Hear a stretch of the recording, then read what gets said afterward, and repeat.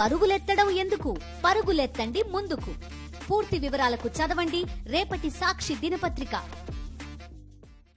అనకాపల్లిలో pharma factory పేలుడు బాధితులను వైఎస్ జగన్ పరామర్శించారు. వైఎస్ జగన్ ను చూడగానే బాధితులు బోరున విలపించారు. ప్రమాదం జరిగిన తీరుపై జగన్ వివరాలు అడిగి తెలుసుకున్నారు.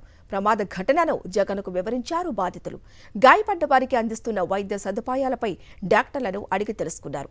మెరుగైన వైద్యం అందించాలని వైఎస్ జగన్ వైద్యులకు సూచించారు. ఎసెన్షియా కంపెనీలో జరిగిన ప్రమాదంలో 17 మంది మృతి చెందారు. గాయపడ్డ వారిని కేజీహెచ్, ఎన్టీఆర్, ఉషా ప్రైమ్ ఆసుపత్రిలో తరలించి చికిత్స అందిస్తున్నారు. అనకాపల్లిలోని ఉషా ప్రైమ్ ఆసుపత్రిలో చికిత్స పొందుతున్న 19 మంది బాధితులను స్వయంగా వైఎస్ జగన్మోహన్ రెడ్డి పరామర్శించారు. బాధితులకు ధైర్యం చెప్పారు. తాము అండగా ఉంటామని బాధితులకు వైఎస్ జగన్ భరోసా ఇచ్చారు. అచ్యుతాపురం ఫార్మా కంపెనీ ప్రమాద ఘటనలో ప్రభుత్వ తీరు బాధాకరమన్నారు వైఎస్ఆర్సీపీ అధినేత వైఎస్ జగన్. ఘటన జరిగిన వెంటనే ప్రభుత్వం స్పందించలేదన్నారు. కూటమి ప్రభుత్వం బాధ్యత లేకుండా రెడ్ బుక్ పాలన సాగిస్తుందన్నారు. సెజ్ బాధితులకు 2 వారాల్లో నష్టపరిహారం చెల్లించాలని, లేదంటే బాధితుల తరపున ధర్నా చేస్తామన్నారు వైఎస్ జగన్.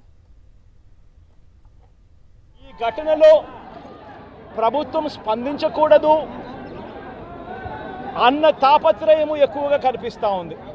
కార్మిక శాఖ మంత్రి ఎవరి పరిధిలోకి వస్తుందో, ఈ డైరెక్టర్ ఆఫ్ ఫ్యాక్టరీస్ అనేది ఎవరి పరిధిలోకి వస్తుందో, ఈ కార్మిక శాఖ మంత్రి కూడా ప్రెస్ మీట్ పెట్టి ఎంతమంది చనిపోయారో తెలియలేదు అన్నాడు. వివరాలు లేవు అని మాట్లాడతాడు. ఘటన జరిగిన తర్వాత ఘటన స్థలానికి కలెక్టర్ ఎప్పుడు పోయాడు, అధికారులు ఎప్పుడు పోయారు, కమిషనర్ ఎప్పుడు పోయారు అన్నది ఒక్కసారి గమనిస్తే ఇంకా బాధ కలిగించే అంశాలు. అధికార పార్టీకి సంబంధించిన నాయకులు ఎప్పుడు పోయారు అని చూస్తే ఇంకా బాధ కలిగించే అంశాలు. ఘటన జరిగితే కనీసం అంబులెన్స్ను కూడా కనీసం మొబిలైజ్ చేసి ఆ ప్రాంతానికి తీసుకుని రాని పరిస్థితి. బాధితులు ఎవరైతే ఉన్నారో వాళ్ళందరినీ కూడా కంపెనీకి సంబంధించిన బస్సుల్లో తీసుకొస్తా ఉన్నారు, హాస్పిటల్లోకి తీసుకొని పోయే పరిస్థితి. నేను ఒకసారి తేడా గమనించమని అడుగుతా ఉన్నా. ఇలాంటి ఘటనే ఒకసారి మా ప్రభుత్వ హయాంలో కూడా జరిగింది. ఎల్జీ పాలిమర్స్ అనే ఘటన జరిగింది. కోవిడ్ మహమ్మారి ఉన్న సమయం అది. తెల్లవారుజామున 3:40కి ఘటన జరిగింది, పట్టపగలు కాదు.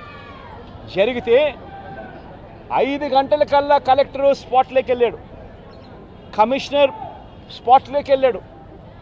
అంబులెన్స్లు అప్పటికే ముమ్మరంగా మోహరించేసాయి.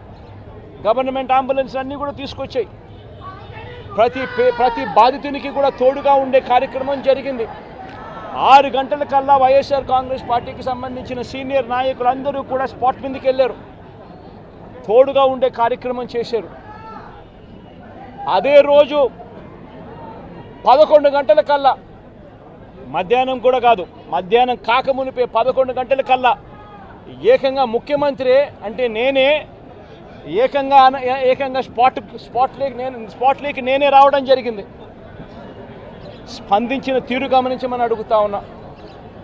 వెంటనే 24 గంటల్లోనే ఏకంగా ₹1 కోటి కాంపన్సేషన్ ప్రకటించిన పరిస్థితులు గతంలో ఎప్పుడు జరగల. మొట్టమొదటిసారిగా ₹1 కోటి కాంపన్సేషన్ ఇచ్చిన ఏకైక ప్రభుత్వం మొట్టమొదటగా వైఎస్ఆర్సీపీ ప్రభుత్వమే, మన ప్రభుత్వమే, జగన్ ప్రభుత్వమే ఇచ్చిందని కూడా చెప్పడానికి కూడా సంతోషపడతా ఉన్నాను నేను ఇక్కడ. ఇటువంటి ఘటనలన్నీ కూడా పునరావృతం కాకుండా ఏ రకమైన రిఫార్మ్స్ తీసుకొని రావాలి అని చెప్పి ఆలోచన చేసి కమిటీ స్టడీ చేసి సిఫార్సు చేయమని చెప్పి కూడా ప్రభుత్వం కోరింది. నీరప్రసాద్ అనే ప్రస్తుత చీఫ్ సెక్రటరీ గారు అప్పట్లో కమిటీ హెడ్గా ఉండి తాను కూడా రిపోర్ట్ కూడా ఇచ్చాడు.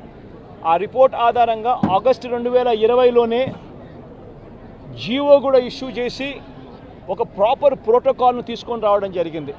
ఈ ప్రోటోకాల్ అనేది ఎగ్జిస్టింగ్లో ఉంది. ఎగ్జిస్టెన్స్లో ఉన్న ఈ జీవోను తూచా తప్పకుండా ప్రభుత్వం గన మానిటర్ చేసి ఉండింటే, ఇది జరుగుతుందా లేదా అన్నది గన గవర్నమెంట్లో ఉన్న పెద్దలు మానిటర్ చేసి ఉండింటే చాలు, ఇటువంటి ఘటనలు మళ్ళీ పునరావృతం కాకుండా ఉండే పరిస్థితి ఉండేది. నేను ఫ్యాక్టరీలకు సంబంధించి వాళ్ళని ఏదో యాజమాన్యానికి సంబంధించి ఎవరన్నా కానీ ఆ యాజమాన్యం వాళ్ళు ఏదో తప్పులు పట్టాలని ఇంకోటి పట్టాలని నేనేం చెప్పడం నా. బట్ లోతైన ఎంక్వైరీ అయితే జరగాలి. ఎందుకు తప్పు జరిగిందో తెలుసుకోవాలి. కలుసుకొని ఇటువంటి మళ్ళీ పునరావృతం కాకుండా అటువంటివన్నీ కూడా చెక్స్ పెట్టి దాన్ని బ్లాక్ చేయాలి. ప్లస్ ప్రోటోకాల్ ఏదైతే ఎగ్జిస్టెన్స్లో ఉందో దాన్ని ఇంప్లిమెంట్ చేసే కార్యక్రమం జరగాలి. అప్పుడు మిగిలిన ఫ్యాక్టరీలలో కూడా ఆటోమేటిక్లీ ఎప్పుడైతే చెక్స్ అనేటివి ఎప్పుడైతే రెగ్యులర్గా పీరియాడికల్గా జరగడం మొదలు పెడతాయో అప్పుడు న్యాచురల్గా సేఫ్టీ పారామీటర్స్ పెంచడం జరుగుతుంది. సేఫ్టీ పారామీటర్స్ ఎప్పుడైతే పెరుగుతాయో అప్పుడు ఇటువంటి ఘటనలు జరగకుండా పోతాయి. ఇవన్నీ ఖచ్చితంగా చేయాలి. ఇవన్నీ ఖచ్చితంగా చేయకపోతే మాత్రం మేము కూడా ఖచ్చితంగా మరో 2 వారాలు మరో 3 వారాలు టైం ఇస్తాం. మరో 3 వారాల తర్వాత కూడా ప్రతి ఒక్కరికి కూడా హాస్పిటల్లో ఉన్న వీళ్ళందరికీ కూడా చనిపోయిన వాళ్ళందరికీ కూడా కాంపన్సేషన్ విషయంలో చంద్రబాబు నాయుడు దగ్గర నుంచి స్పందన రాకపోతే మాత్రం ఖచ్చితంగా వైఎస్ఆర్ కాంగ్రెస్ పార్టీ బాధితుల తరఫున ధర్నాకైనా కూర్చుంటుంది. అవసరమైతే జగన్మోహన్ రెడ్డి స్వయంగా వచ్చి కూడా ధర్నాలో పార్టిసిపేట్ చేస్తారని కూడా ఈ సందర్భంగా ఖచ్చితంగా ఈ ప్రభుత్వాన్ని హెచ్చరిస్తూ తెలియజేస్తాం.